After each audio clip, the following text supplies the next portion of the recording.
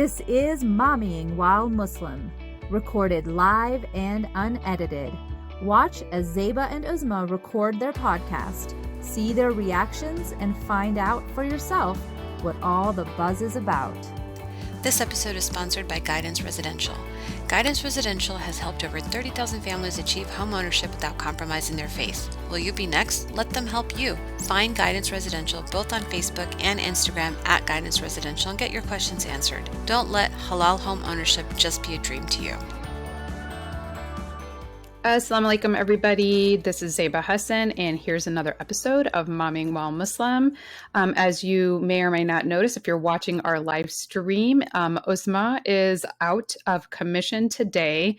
Unfortunately or fortunately, depending on how you look at it, we've been playing tag team this entire month.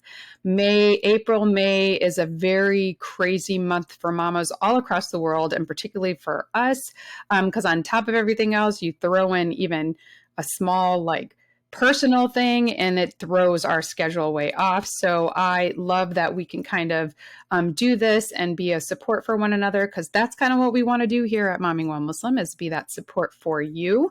May is almost over. And as everybody knows, May is my birthday. And May 31st happens to be my actual birthday. So, used to be that I didn't like and enjoy celebrating it for a variety of reasons, but I am starting my 44th year. And so the blessing of that is, I always say my spiritual number or my spirit number is 4. So I'm multiplying it. And before the end of the year, I am determined to kind of not revamp myself, but to do some things that I haven't done before. So I'm challenging myself, and I want you guys to continue to challenge me. I always said I spent my late teens, early 20s being married, then I was a mom, and now I'm kind of getting into that next phase of my life where I really want to start discovering, uncovering, recovering things that I have done in the past. So I'm excited that I'm starting this journey, and I hope that you're going to come and share it with me. I may or may not be posting on social media. I know Uzma really wants me to do that, and I'm just more of social media shy, but I'm going to try and really work on that. So, we have been talking about our amazing series, which we have been getting so much feedback on. And because Uzma's out, I'm going to introduce my co-host for today as we continue this topic. We have been talking a little bit about the new information and insight into infertility and infertility issues and some of the solutions that we have uncovered. We believe here at Mommyingwhilemuslim about learning multiple perspectives, because a well-rounded view is what we want to achieve, and we do not put any judgment on that. Again, we're not here to tell you what to do, to not what to do. We're here to provide you information and allow you the opportunity to use your own judgment to make those decisions on your own. So, we have one of our last guests, and and she's my co-host for today. And we're really excited to have her on here. But before I do, I wanted to give you some stats on infertility. Okay. 40% of infertility is due to ovulating disorders, and 85% of those are due to a very particular issue called polycystic ovarian syndrome. And you've probably heard of PCOS. That's definitely something, that's the abbreviation, and that's how people kind of describe it. It affects 5 million women in the U.S. alone. Some studies suggest that PCOS is actually higher in South Asian women. Trust me, there's a lot of us, and I also suffered from this, which was not fun. We'll talk about my story a little bit later, but I wanted to welcome my co-host and our guest for today, Ayesha Nava. She has PCOS and has agreed to talk about it. And she artfully describes it as my big, hairy ovaries. Uzma would have loved hearing that, but we welcome you, Ayesha, and thank you so much for agreeing last minute to be my co-host today. Of course. Assalamu alaikum. Happy early birthday. Oh, thank you.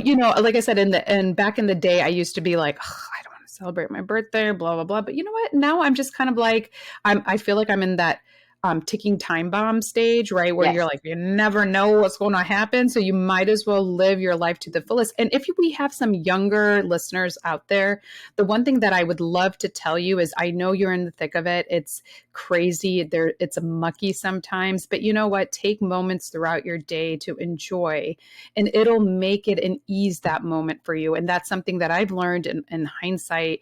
And I really wish that there was somebody, to tell me that in my early mommying journey. So, we're going to kick it off and ask you, Ayesha, like, what is your mommying philosophy? And can you tell us a little bit about your family background?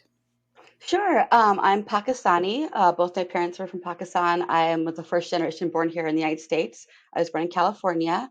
As a mother, I have two children, ages 8 and 6, and I'm just trying to raise empathetic, caring, open-minded children, and just love them and just put love out there, really.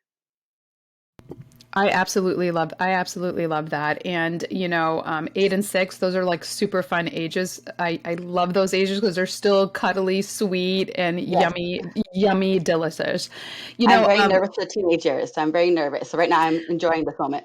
enjoy it. But I do have to say, as a coach, I'm a parenting coach, but as a coach, I do not like coaching parents with younger children. I know that sounds crazy because I really enjoy the teenage stage, Oh, including wow. everything good and bad and ugly that come with it. But, we're going Wow. to create a whole nother podcast just to talk about that. So don't be afraid of the teenage years. It's just another opportunity for you to kind Learn of and grow. learn and grow and come into yourself. And I'm sure you're going to be just fine. But, Oh, in talking about PCOS as one of the most, I hate to say popular, but probably the most diagnosed of fertility issues, randomly, it's actually really hard to diagnose because girls and their yes, mothers don't actually know what to look for. So, yes. what was your experience, and what actually ultimately led you to your PCOS diagnosis? Yeah, so it's true. It's very hard to get diagnosed. So my mother actually passed away when I was 15 years old from cancer. But when I started my period at 9 years old. So I had a very early period. And then there was a time where I had 7 months with no period. And then I had a period lasted 7 months. And I was starting high school. And that time I was going to the doctor. The doctor put me on birth control. And I remember my parents had discussed, like, what is this crazy? Our teenage, or why are you going to put on birth control? The doctor explained if you do birth control, it should make her periods more consistent. So they thought, like, why is it irregular? They did not diagnose me back in my teenagers. I'm 39 years old now. I wasn't actually diagnosed until 2012 after I was married and I had healthcare and all this stuff then. But I had all the things. I had the facial hair, I had the body hair, the male pattern balding. My levels were very unbalanced. I have a lot of testosterone and androgens are really high. And my mother actually passed away before I even knew I had PCOS. I wish she would have lived to know because I suffered so much depression and self-esteem issues and bullying. The kids called me Gorilla Girl. I just had a lot of body hair. My parents wouldn't let me shave back then when I was little. So it was a lot to go through. But after being diagnosed, it kind of was like, oh wow, there's a reason why I have all these plethora of symptoms. So it is very hard to diagnose. I don't know why. I would hope it would be, a lot of people do suffer from it from around the world, but it's good to know now.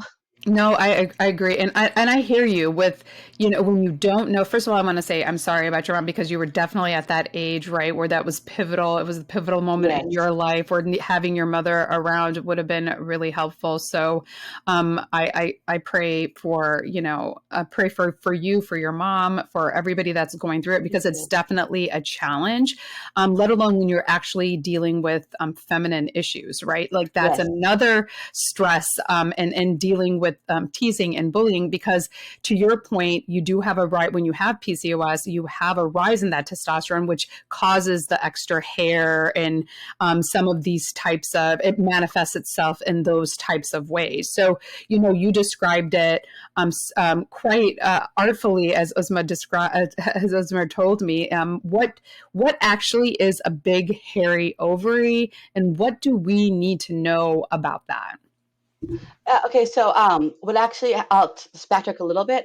For our honeymoon, we went to China and we went to an holistic herbal like doctor center, and it was just funny because they just touch your body and they give you what your chi or aura is. And the lady actually like she ran her hands through my body. She said, "You have very cold ovaries. It'll be hard for you to have a baby." And me and my husband were laughing about it and like, "What does this lady know? You know, whatever." We had no idea. We were married. We didn't get pregnant. So we ended up going to the gynecologist and he actually did an ultrasound and that's what he discovered. He said internally my ovaries were hairy. There was actually hair lining internally in my ovary. And he had said at the time we'd have less than 15% chance of conceiving naturally, and that he believed he'd have to go in there and do some kind of like laser thing where they laser off the hair internally so an egg could stick better and blah, blah, blah, blah. My husband and I were just praying about it. We're like, we'll just keep trying on our own. And we didn't do anything actually. I don't know. Thanks to the grace of God, we actually were able to get pregnant by ourselves, just on our own naturally. Nothing happened. And when we went back to the doctor, he was like, wow, this is a miracle child. But if you want to have more children, you're probably going to have to do something. And again, we got pregnant a second time. And after that, I got my tubes tied. Like, I'm lucky I had the 2 kids. I'm done anything else. But it was true. It was internally hairy. And he had told me I actually only had one functioning ovary. So he told me that reduced my chances, even like I was only ovulating every other month or only half the time of the year. So there are a lot of things stacked against us. And I honestly don't know how we beat those odds or numbers. But my advice to others with PCOS is that when you first get that diagnosis and you're doing the research, it's really scary. People talk about infertility. You'll never have kids. You can't have kids. This won't happen. But it can happen for you. And there are ways around it too. So even if you can't do it naturally, there are other things like IVF and other ways to get your fertility moving. So I'm glad you're doing this discussion to tell people there's hope. I absolutely love that. And it's so funny because before I had a very similar issue, had to go on birth control, all of the above when I was a teenager. And actually right before I ultimately met my now husband, the doctor actually told me the likelihood of me getting pregnant was slim to none. That was Wow. literally what they told me. Wow. And of course, it was one of those things where I'm like, oh, I'm going to end up having to adopt. I'm going to have to think about this. And so when I was faced with trying to find a spouse, right, one of the first things I told him was the likelihood of me having my own natural children is very slim. So if you still want to get married, you need to tell me. And obviously, we've been together for 25 years and married for 20 years. So it worked out. But you know what happened after that? I have 4 kids now, by God's grace. Mashallah. 3 out of 4 were total, not planned, totally accidental, because I didn't even know, I always joke, I didn't even know what I was looking for because I wasn't expecting it. My oldest had, by the time I got my first ultrasound, he had arms and legs, right? Like, so that's how far along he was because I never had a regular period. So I'm just reiterating that point that it went from, and I dealt with a lot of depression and having this calling that I always want to be a mom, that taking that away. And this is, trust me, this was decades ago. So we didn't necessarily have all of the things that are readily available to us today, right? So adoption was probably the best course of action for somebody back in my day. So the fact that 3 out of 4 kids were, and they know they were, so if they're listening, they already know they were accidents, but the best accidents humanly possible, that it can happen. But there are things and steps, and there's been now so much research around us because it is such a prevalent thing. And there is a huge occurrence in the subcontinent or in the South Asian culture. And a lot of what I've been reading is because of our diet and dietary issues that can contribute to extra testosterone, all of these types of things. So there are things that even naturally, before you even think about getting pregnant, if you get this diagnosis, that you can do within your control. And obviously, ultimately, like you said, leave it up to God. But I love that it worked out for you. So it sounds like you got this diagnosis. You know, you were faced with these big, hairy ovaries, and you were just like, wait a second, it's probably not going to happen, but we're going to leave it up to God. So can you share with us what that looked like? Like, obviously you were going introspective. It sounded like you were saying, I'm going to leave it up to God and I'm just going to do the best that I can. So how long did it actually ultimately take you from the start of this process to ultimately conceiving your children? So it was 2 years. It took 2 years after that diagnosis to actually conceive a child on our own. And I remember just crying about it. And my friends were having children, and I was like, why isn't it happening for us? And it was a very sad time thinking about, oh, well, we could adopt, or there's other options in life. This isn't the end. And my doctor had said, well, just don't stress about it. It's easier said than done. But I mean, that's all you're thinking about every month. Your period is coming, and every single month this is happening. But so what I ended up actually doing was I changed my diet. I'd gone on a paleo diet. I'd done all these different things. I'm trying to eat healthier, trying to avoid soy because they say soy mimics estrogen, and trying to avoid dairy, trying to avoid different things. And I ended up eventually just losing some weight and getting healthier. And I think that did contribute to why I did get pregnant. But I'm not saying that that's why or what caused it. But in my mind, I think my body was in a healthier state because I was paying attention to what I was eating, what I was drinking, what I was wearing, not, just the environment, I guess. Maybe my mindset changed a little bit. I don't really know what it was, but No, it I was a love period that. of time. I love that you said that because I'm a big believer in mindset, and not to the point where you're like, oh, mindset can cure and heal. Yeah. However, there are studies now that are coming out that are showing direct correlations with positive mindset, trying to avoid toxic situations, these types of things. Create that anxiety, which produce other types of hormones that can Yes. contribute to, possibly. Obviously, I'm not a doctor. If Uzma was here, she looks at me and she rolls her eyes. But being stressed out, not eating properly, doing all those things, you're not necessarily creating the most welcoming environment for yourself, let alone for a potential baby. So even if it doesn't directly contribute, it would seem in your situation that it indirectly helped you, because if anything, you just found yourself getting healthier and being more prepared to carry this baby. Yes.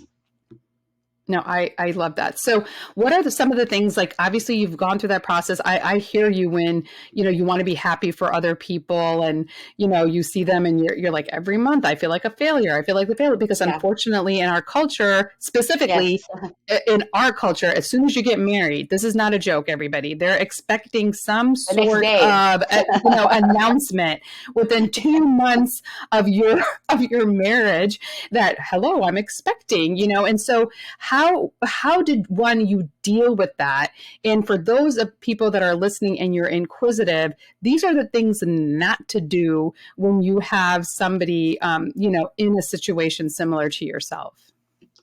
So the thing about that is just having to learn not to listen to those outside voices. And I'm living my life for me. I'm not living my life for others. And others might have a timeline and be like, why are they 5 months into their marriage? They're not pregnant. Why is it a year? Why are they not? And some people don't want to have kids. So, I mean, really, that question is just so intrusive to me. I've also found it so offensive when they're like, are you pregnant? Are you not pregnant? Like, it's such a personal decision between you and your family.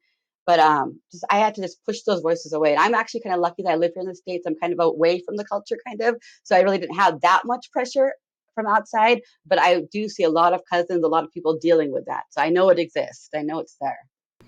So the aunties that are listening, if it involves somebody's body, it's probably safe to say you don't have an opinion about it. And you probably shouldn't be asking whether it's they're gaining weight, they're losing weight, they're having a baby, not having a baby, or how they use their body parts. Let's keep it for another day unless somebody volunteers information for you. And then if you are in a situation where you're seeking help within the community, what are some things that you would tell a friend coming to you right now with a similar situation? You know your body better than anybody else. So if you're feeling weird or feeling different, go to the doctor and seek out multiple opinions. If you go to one doctor and they're like, oh, no, you're fine. We run your blood work. There's nothing wrong, but you feel there's something wrong. You can still go to another doctor. So just keep seeking answers. I 100% agree. So when you had, having gone through this, having, learned a little bit about the process in general, because I'm pretty sure you were probably like me and like a lot of other people that once you get diagnosed with something, you're like, I'm going to learn every single thing about it. And it seems like you took the time to kind of learn and grow and change and alter some of your behavior.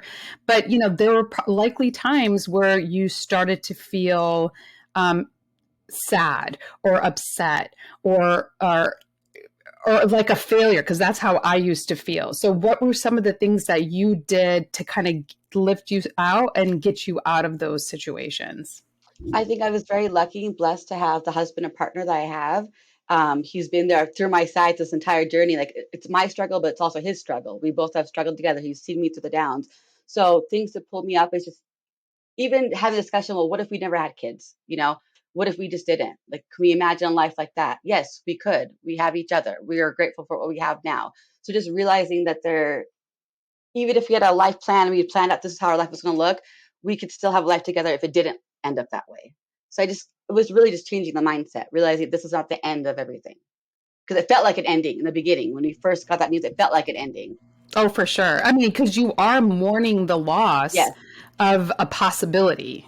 And it's a Yeah. very real feeling. So, we don't want to minimize that. And we want to tell people that you're going to go in there, you're going to go through the emotions, you're going to be upset. This is not going to be easy, but there is hope if you continue to have a positive mindset. One of the questions that we posed on our social media recently was, let's say you're married and you do get a diagnosis of the PCOS and they tell you ultimately, you aren't going to be able to have children naturally. And it sounds to me like you would stay with your husband, but what would you say to somebody that's like, we don't have kids, I don't necessarily have a relationship with my husband in that same way. Mm-hmm. Maybe I want to go a different way. So how would you what would you tell your friend that's going through a similar situation and she's questioning her relationship? Like ending the relationship? Yes. Oh, wow. What would I say to her? That's a tricky one. If she really wanted the children without the partner, I'd say go for it. There are ways you can do it. There is IVF. There's other ways to do it. So, ultimately, if that's what you want, make it happen. Yeah.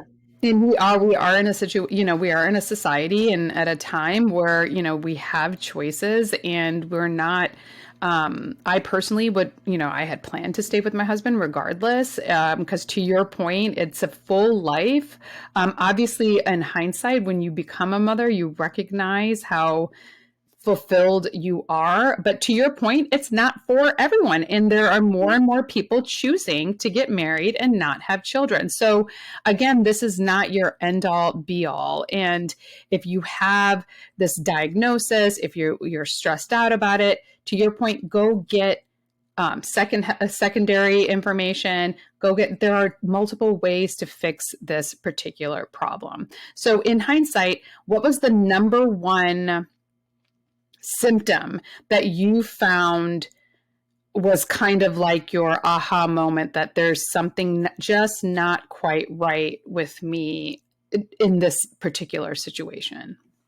For the PCOS, like how I felt I had it. So it was because of either not having the period and they're so irregular, or having really lengthy periods, the severity of the periods, the amount of blood I was losing, the painfulness. Like I just could not function during my period where other people could function. So it was just like, why are all these other people be able to go to work and do the things, and I'm at home, like fetal position at home with my heating pad, crying because it's so painful. But that's the body hair really too. But see, the body hair being Pakistani, I felt like it's a cultural. Everybody has hair. Body hair is just normal. So for me, I didn't put those two signs together. That was just like, oh, everybody has hair. Everybody has a mustache, That's so funny. Like that is indicative. I was going to say, I'm like, if you're lucky, you have the hair all over your body. Like I actually am the opposite, where I don't grow hair. Oh, wow. So it's but it's a problem, because as you can see, my eyebrows are crazy and I've had to learn to like just accept it. Like I'm just not going to grow body hair as much as I would like to have it. Mine came from really those extreme periods, and I would actually, and you would have months, like to your point, you had 7 months, I would have like this continuous, and it would just take, so I was already anemic. You're taking the anemic, the Yes, I fatigue, was anemic. the pain that comes with it, the fatigue. And of course, when you're young, having that level of fatigue and these types of things are not normal. And the truth is, we don't give medical advice here, even though Uzma is a doctor. What we say is, if it doesn't feel right, there's a high likelihood that something is off and you should go see your primary care physician. I'll give a funny story. When I was in the 6th grade, I was on my period in school, middle school, and I was in so much pain that my pupils were dilated, apparently. My teacher called my mother saying, I think your daughter's on drugs because her eyes are the size of things. My mom's like, she's in pain. She's in agony. She's on her period. Like, she's dying. Like, that's why. But that's how much pain I was. And looking back now, there were so many signs. There were so many different things, but we didn't know that time. And back then, even today, PCOS, a lot of doctors are not aware of it. I've seen so many doctors in my life who have no idea. They know nothing about it. So even back then, so thank goodness today there's more knowledge, but there still isn't enough. There is not enough out there. 100%. And I actually ended up having to have surgery because I had so many cysts on my ovaries that it was just one of those things where they were almost not functioning. So when I was a teenager, I had to have laparoscopic surgery at the time because, again, and it only helped for a little bit, and then it grows again, and then during multiple, I think 2 out of my 4 pregnancies, I actually developed cysts during the time that I was pregnant to help. And actually now it was more of, that's my homeostasis. So I almost needed the cyst in order to like make sure the pregnancy was sustainable. So it's just a weird situation. So, we're going to wrap this up. As far as PCOS is concerned, if you have some of these symptoms, if it doesn't feel right, or if your daughter, because, I do have a daughter that has gone through something similar. And because I was able to recognize some of the symptoms, I was able to help her a little bit earlier than I was ultimately helped.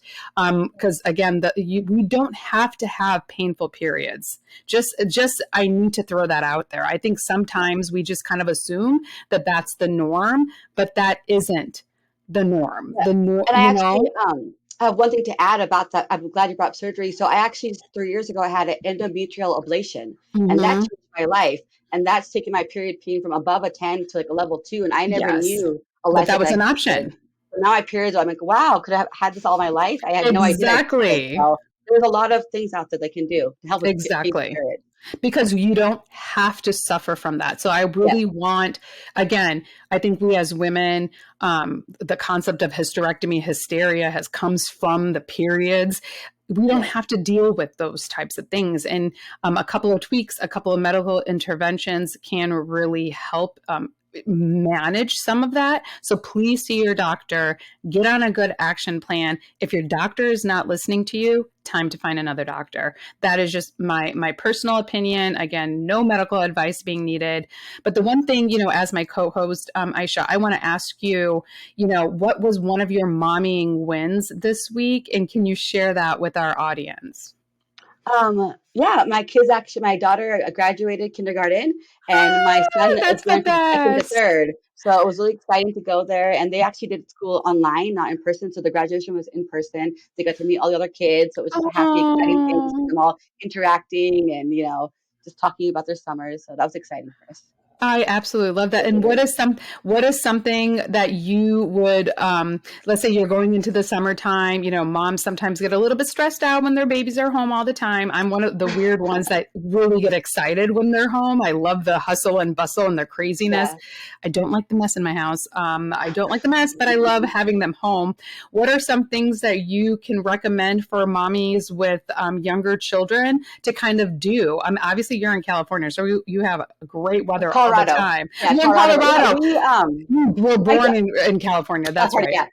My daughter, she loves art, so we're always doing art. We're painting rocks, we're painting canvas, we're finding just wood, things to the color. She loves to go out there and catch bugs. We plant our garden. We love gardening, growing things. So we just like to get out there and get our hands dirty. Yeah, that is a great thing because we don't go outside enough. So just let your kids get dirty and gross. Literally, I have to scrub my son's I always Yeah, say it's manicure time, and he thinks it's so funny because I'm like, you are just gross. And yeah, but in the grossness, I respect the fact that I'm like, you're gross because you get your hands dirty. You're there, you're in it, you're living in it. It's just a matter of perspective and mindset. yeah. We're living in the moment. We're appreciating it. We're happy to see another day. Tomorrow's not promised. So Yeah, we're excited. 100%. I absolutely love that. But, we're wrapping up our infertility and mamas with infertility issues. I have to say, I am so excited and thankful that you were able to overcome some of your challenges and provide us a great opportunity to kind of delve a little bit into PCOS. And I respect the fact that you're being open about it, because unfortunately people don't want to be as open about these issues because they want to act like I have no issues, I have no problem. But the fact that you're coming forward is going to help so many women that are going through similar challenges. You don't have to suffer alone. You don't have to suffer alone. And that is what we're here to do on A Mommyingwhilemuslim, is to kind of provide you our virtual village. That's what we like to say, a virtual village, to let you know you're not alone. We're here to help support you. If we don't have the answers, we're going to find people that can answer those questions for you. So Ayesha, thank you so much. I'm sad that you tied your tubes, girl, because it would have been so fun to see a couple more babies running around. But if you're ever in the DC area, please look me up. Would love to see you. Uzma, we're hoping all is well with you, and look forward to seeing you next week, inshallah. And this is just another episode of Momming While Muslim.